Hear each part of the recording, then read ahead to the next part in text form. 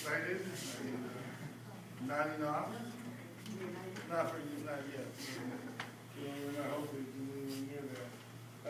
Again, I'll ask, is there any questions about anything that we covered or we're going to be covering? Anything that you've heard, you weren't clear about, or need some further discussion about? Okay, good.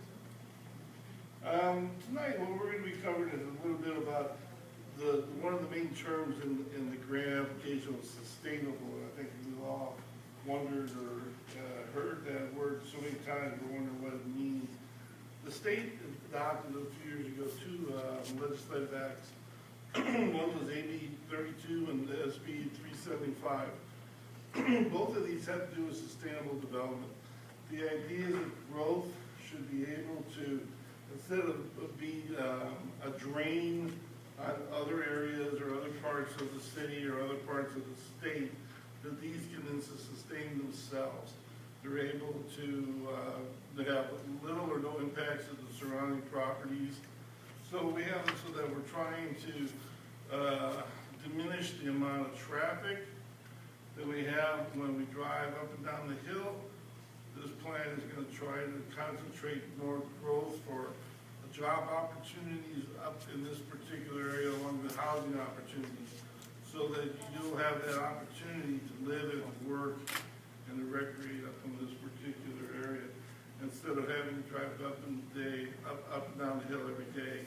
And you can imagine the smog issues and all the other environmental issues and the cost of the petrol and everything else that goes along with it. Question.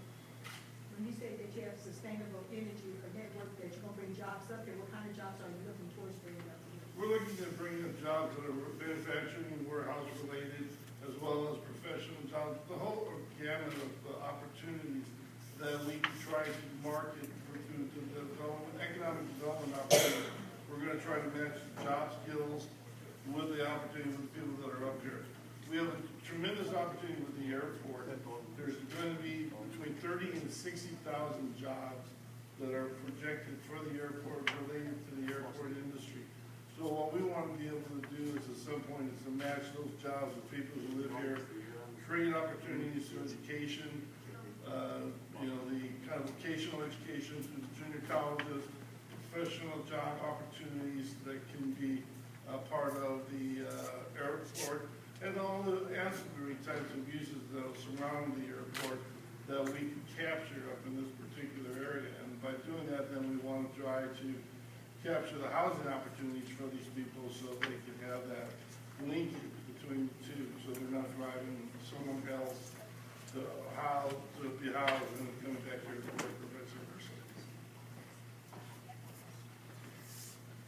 One of the other things that we're looking at trying to provide for is in the energy area, is the renewable energy. You've probably seen very active lately in this particular part of the world, solar.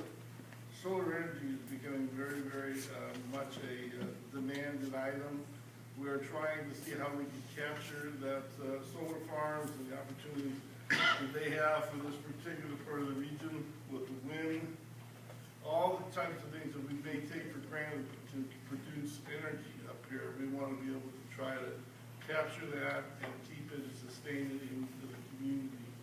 We're also looking at trying to recycle the water, the groundwater, when it rains, and you know what it's like when it rains here for a couple of days, how it tends to start to flood. But we want to have that water run off into the Mojave. We want to keep it here, drain into our water recharge basins, and to supplement the water that we have here in the community to save our cost of having to buy the water from other outside water agencies.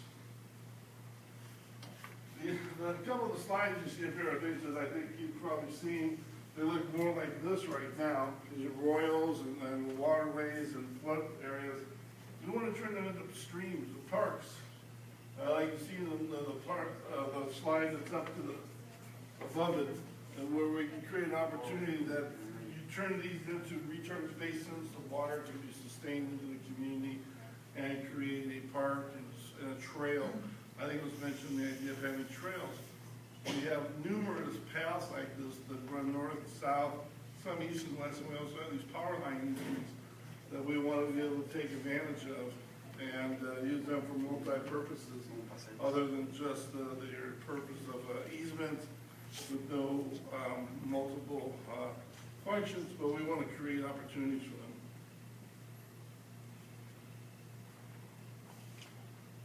Tonight, on your table, you're going to see these alternatives.